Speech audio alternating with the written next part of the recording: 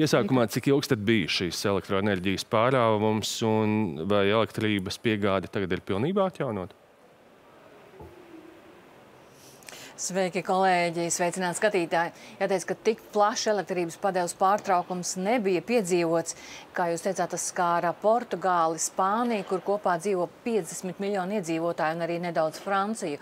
Un elektrība pazuda pusdienlaikā. Ēkās pazuda gaisma, apstājās metro, nācās evakuēt cilvēkus no metro vagoniem, nebija iespējams norēķināties ar kartēm, tika ietekmēti tātad bankomāti un elektroniskās maksājuma sistēmas, nestrādāja internets un mobilie sakari, nestrādāja benzīnu uzpildes stacijas, nestrādāja luksofori, kas attiecīgi ietekmē arī satiksmi lielajās pilsētās. Un tumsā palika gan ziņu dienesti, gan arī Spānijas parlaments Madridē. Un lūk, ko saka cilvēki, kas to piedzīvoja. Autobusu vadītājs mani pažēloja. Es viņam teicu, ka man nav mobilā tālruņa signāla, un viņš man ļāva iekāpt. Es devos lejā uz metro, lai telefonu uzlādētu, bet nebija elektrības. Mums bija jāiet atpakaļ uz viesnīcu, un tad viņi mums tur teica, ka nav elektrības. Nekur nav elektrības.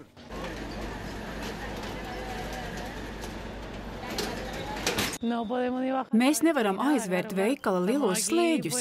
Mēs šeit esam mazliet nogriezti no visa.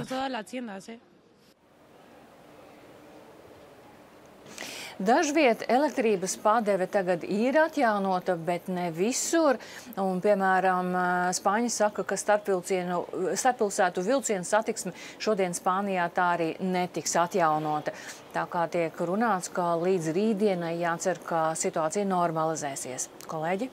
Jā, Ilis, bet, protams, gribētos zināt, kāds ir iemesls šim notikušajam? Jā, par to izskan ļoti daudz un dažādi minējumi.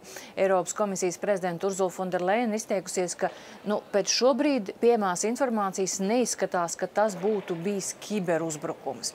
Savukārt no Portugāles puses ir izskanējis, ka šie traucējumi visi nāk no Spānijas, un tam ir iemesls netipiski laikapstākļi. Proti, ārkārtēju temperatūras izmaiņu dēļ ļoti augstas sprieguma līnijās bija anomālas svārstības. To sauc par inducētā atmosfēras vibrāciju. Un šīs svārstības tad izraisīja sinhronizācijas traucējumus starp elektriskajām sistēmām un attiecīgi pēc tam izraisot secīgas traucējumus visā savstarpēji savienotajā tīklā. Un te Spānija un Portugāla un daļa Francijas ir savienot vienā tīklā.